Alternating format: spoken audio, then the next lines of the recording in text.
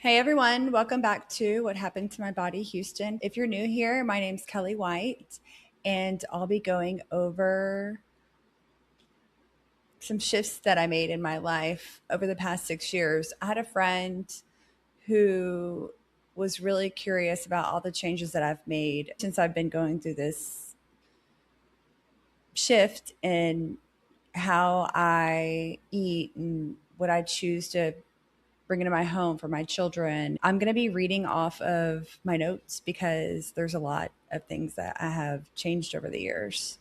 It wasn't just one big thing, it was a lot of little things. Being able to look back on how far I've come, I have a journal and I write everything in it. I love to look back and go over things that have actually helped and things that haven't. One thing is, I know that everybody has a vice and we can all be guilty of making not the best choices for our bodies. I really think that if you can give up something that you've been doing your whole life that's not that great for your body, if you can give it up for a whole year, that can be a huge change on your life. For instance, alcohol or smoking weed or cigarettes or just anything that's contributing to altering your mindset. That's another thing I'm going to talk about is our mindset and how much it can contribute to the ways that we live. One big thing that I've changed in my life that I try to go on a walk. It's about 2 to 4 miles. I take my dog with me. I have a rule, and if it's between 60 and 90 degrees, I don't have a choice. I always feel great after I'm done. It's a great reset button, too. I know that after 40, we tend to beat ourselves up a little bit more. We have a lot of changes going on in our bodies, especially women. And we can't always make it to the gym, but you can always just walk right out your door and walk around your neighborhood. Like I said, I'm going to be going back and forth through my notes. Another thing that's been great for the changes that I've made in my body is regulating my blood sugar. So whenever I have anything sugary, I always try to make sure I have a protein with it. So it helps regulate my blood sugar. Lately, I've been on a sweet potato kick, and apparently they're really high in vitamin A as well as helping regulate your blood sugar.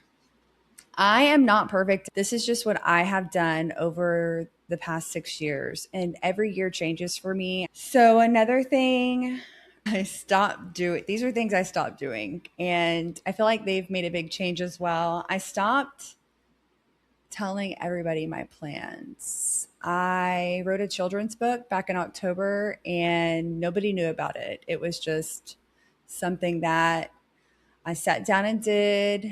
It's meant a lot to me because it's something that I could really give to my kids and help other families with their children, learning how to breathe when they're upset and how important it is to stay hydrated, important foods, movement, and sleep. Those are the 5 chapters that I wrote in my book, and those are going to be incorporated in a lot of the things that I talk about.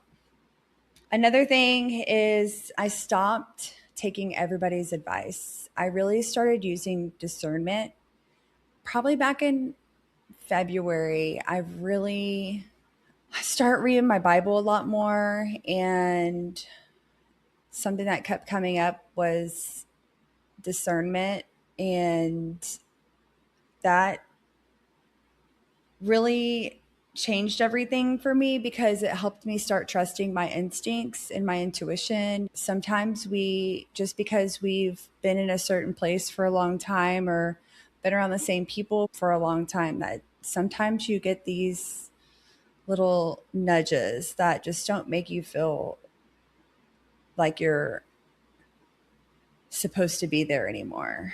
I just know that there's been little God nudges. I have really incorporated reading the Bible and God in my life lately, and it's made a world of a difference in the things that I do, the people I'm around, the choices that I make, and how I parent. I've been teaching my children about Jesus, and there's still so much to learn. I will say Growing up, I wasn't that close to God because I would hear people talking about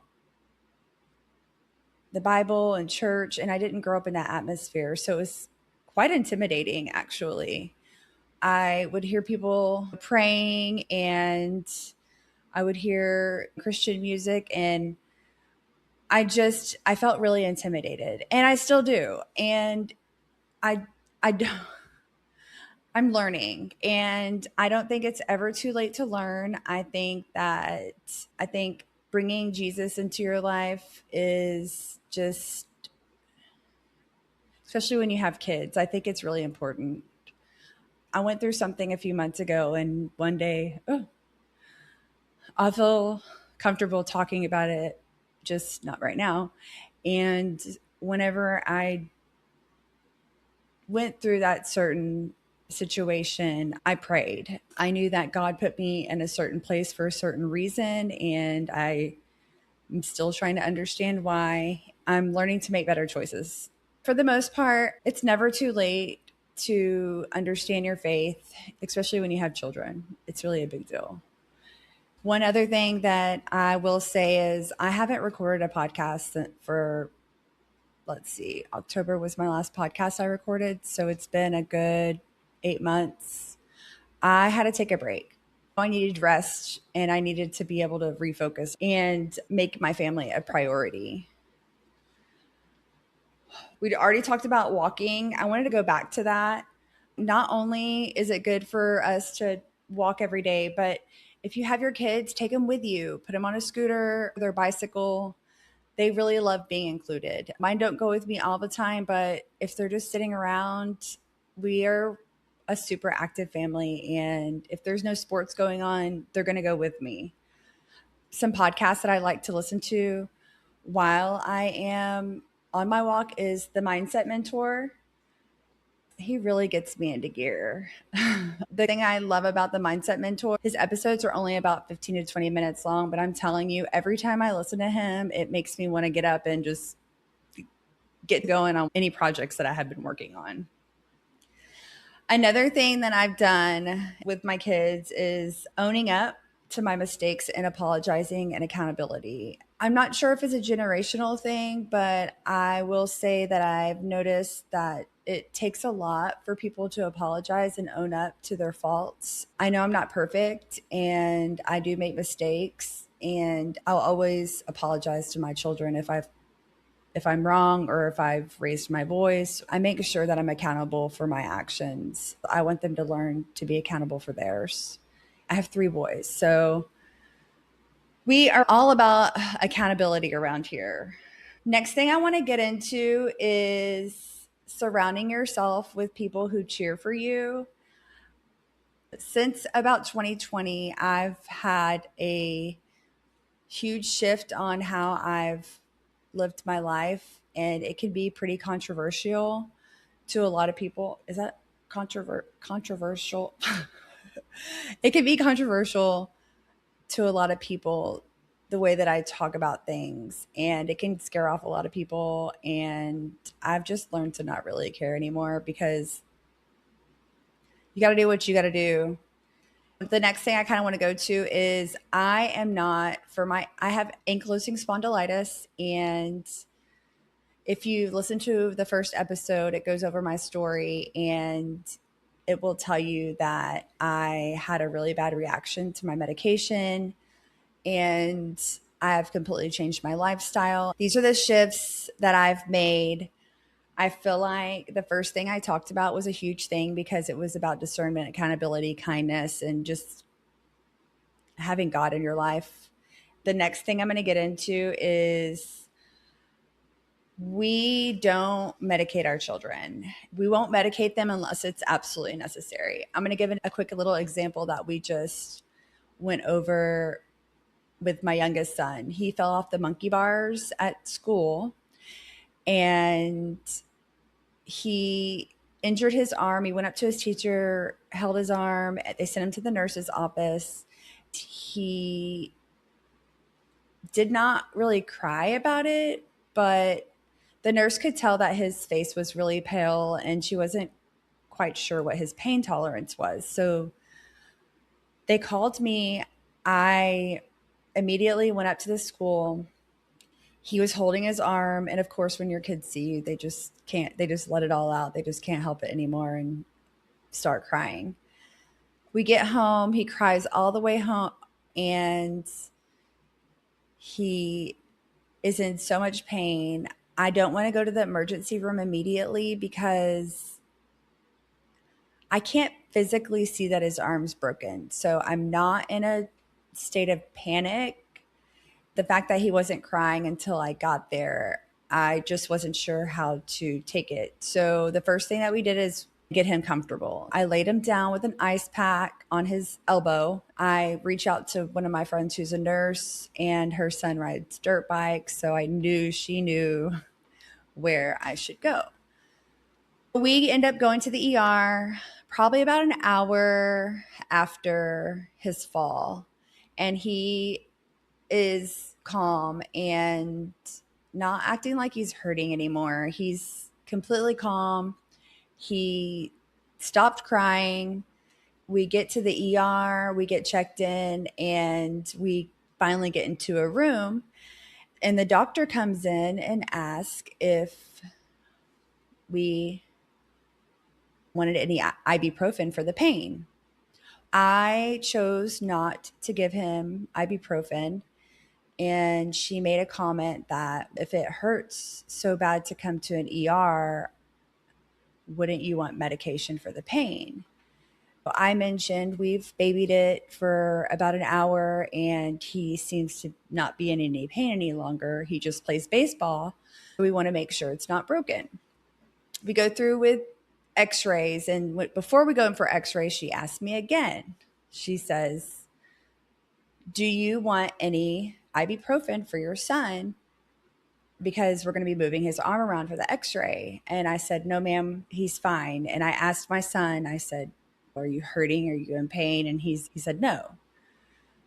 He's not crying at this point. So we do the x-rays. He does phenomenal. He does great. There's no issues whatsoever. An hour passes. She comes in with results from radiology and says he's got a broken elbow. And then she goes, do you want ibuprofen now? And I'm frustrated at this point because I've already said no twice. And I feel as a parent, if you've changed your mind, then you would say something. And I understand that's their job, is to manage pain, but it was just very frustrating because she made me feel like she was judging me. But I didn't care. I stood my ground. I said, no, he's fine. He's been fine. He's ready to go, actually. They start wrapping his arm up in the splint. They start wrapping it up. And he starts crying because he's not quite sure what to think about it. He's 7, by the way. I looked over at him and I said, are you okay? Are you hurt? And he said, no. And I said, is this just scary? And he said, yes. The doctor was not in there. It was just 2 nurses. So then I'm on the phone with a pediatrician while they're wrapping his arm. And the doctor quietly bends down and says, while my son's crying, are you okay? Do you need anything for the pain? I about lost it. I did not say anything, but I was very disappointed and I will never go back to that ER again. I thought that was terrible bedside manner.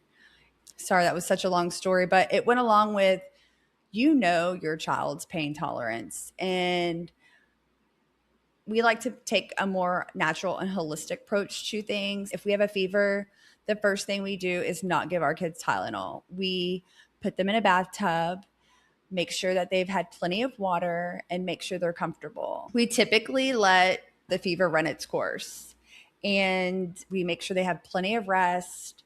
But the main thing is we get them in the bathtub so we can get their fever down. For stomach aches, like I said, I'm not a doctor, so this is just what we do for our family. When we have stomach aches, we just let it run its course. We drink plenty of water, but for the most part, if we start vomiting, we will all have organic grape juice and activated charcoal. We'll all take little shots of that. When we have an earache, like I said, I am not a doctor, but this has worked every single time for us. I will steam an onion. You cut it and just put the circle in there in the little tray for the steamer, and I let it get pretty steamy in there. And then I take it off, I wrap it in a cheesecloth, and whatever ear is hurting, I put it on their ear for about 10 minutes or however long they can handle it. I don't do it when it's really hot, I let it cool for a second. But for the most part, that has saved us so many doctor's visits. For allergies, my middle child, he's about to be 10, but ever since he was little, we do an allergy tea. And our allergy tea is just hot water, lemon, cinnamon, and honey. The honey is going to be your raw, unfiltered local honey. You can get it from your feed store. One thing we do is I will probably be in the grocery store for 2 times as long as my husband because I literally read every label. You would be surprised. Pickles, I can't remember what brand, but I remember picking up the pickles and seeing yellow 5 on the back, and I just about lost it because we can't even have pickles without dye in them. It just, I, it's a, I don't understand it. If you don't know about the different things that these dyes do to your children and to yourself, they can cause so many issues. You can go do your own research on that. But this is, like I said, this is what we chose to do with our family. We limit our sugar. We don't keep sodas in the house. We only have milk and water. We have a special kind of milk we buy. I don't know much about it. I just know it's in a glass container. It's not even in plastic. And it's from a local farmer. We don't keep any Gatorade or Powerade. I'll buy Body Armor because it's a coconut water based, but it's not still not perfect. Another big thing we changed in our family is we don't use any plastic containers for anything. We use glass to store all of our food, our leftover food, or any kind of fruit. Anything we have in the refrigerator, it's stored in a glass container. We don't have any candles or plugins in our house. These have a lot of hormone disruptors, and I can't even I can barely walk down the laundry aisle and the cleaning supplies because it's so overwhelming with fragrance, and the smell just immediately makes me sick and nauseous because we've cleaned so much of that out of our house that it's just so noticeable. Even when I walk into people's homes and they have plugins, it can be very overwhelming and cause me to get a headache. There's a lot of different things out there that can really disrupt your hormones. We use clean shampoo and body wash. I think a lot of stuff is greenwash these days, so it's really hard to know what is and what is not greenwashed. We use the Jason body wash. We like the orange scent, and we use native shampoo. We also use a clean toothpaste. Instead of using fluoride, we use hydroxyapatite. And the boys like David, it's the orange one. And then I use Boca. I change here and there. I'm still looking for one that I really like. And I like to do oil pulling. And that will help clean the bacteria out of your mouth, and it also helps whiten your teeth. It's Guru Nada. That's the one I really like. I noticed a huge difference in the color of my teeth, how it whitens it naturally.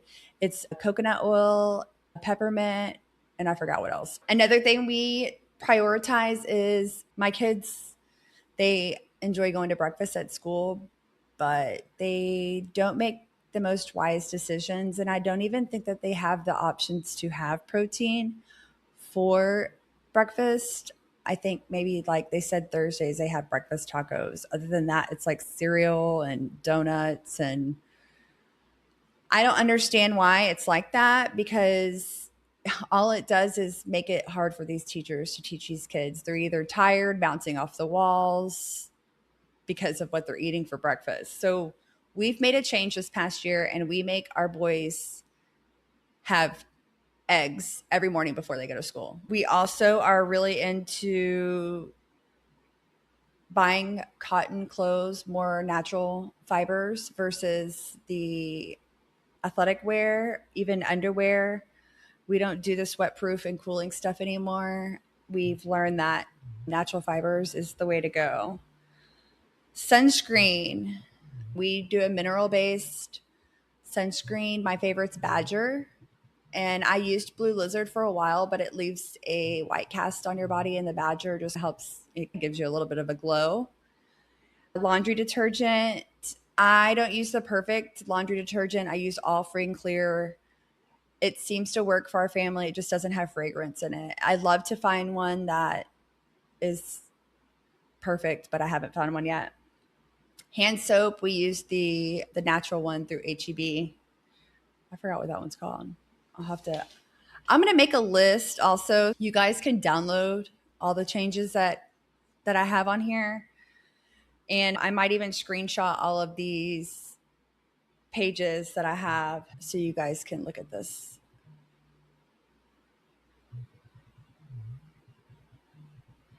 Back to regulating your blood sugar, just protein is key. That's always going to be something I tell people. No one is perfect, and we all have lessons that we need to learn and problems that we need to work on. One thing that I've taken out of my life is the negativity. I don't listen to anything negative music wise. I don't like to watch anything negative. And I've tried to take all of that out of my life. It's completely reset my mindset. Small little shifts are going to really change everything. Overall, journaling, writing everything down, walking, giving up your vice, just 1 year. Give yourself 1 year. It's pretty amazing. And regulating your blood sugar and reading your Bible. And none of this happened overnight. I'm still working on things, but these small changes, they add up and changed everything for me. And I'm really grateful. And every day try to be a better person than I was the day before. And that's really all you can do. Don't beat yourself up about it. There's times that I mess up and I eat pizza, and there's nothing wrong with that. I don't deprive myself of everything, but at the same time, I notice whenever I make small changes that it makes a big difference. I think that is all for today, and I hope everybody learned something. See you guys later.